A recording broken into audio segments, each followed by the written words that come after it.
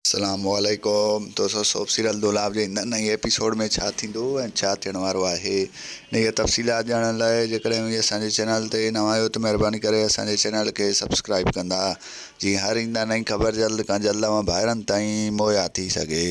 दोस्तों हाणे हलूं था ड्रामे जी तफ़सीलात जी तरफ़।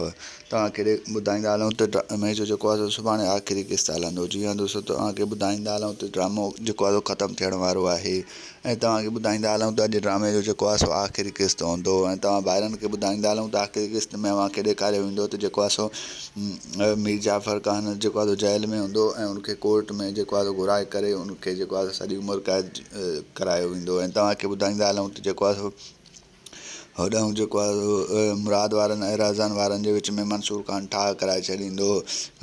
जेको आहे तव्हांखे ॿुधाईंदा हलूं मीर शाहनवाज़ ख़ान जी लखनि कोशिशुनि खां बावजूदि बि जेको आहे उनखे जेल करायो वियो ऐं तंहिंखां पोइ उन्हनि जे विच में ठाह करायो वियो। ऐं तव्हांखे ॿुधाईंदा हलूं त पॉसिबल चांसिस आहिनि त जेको आहे राज़न जेको आहे पंहिंजी भेण खे पंहिंजे घर विहारींदो ऐं उन्हनि जी भेण खे जेको आहे वापसि कराए छॾींदो।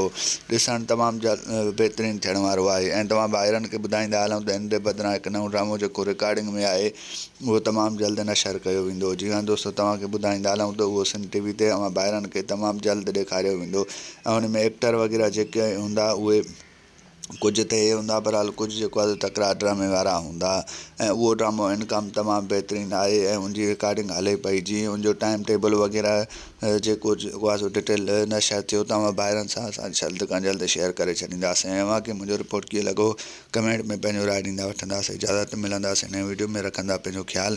तेसिताईं ॾींदा इजाज़त। अल्लाह हाफ़िज़।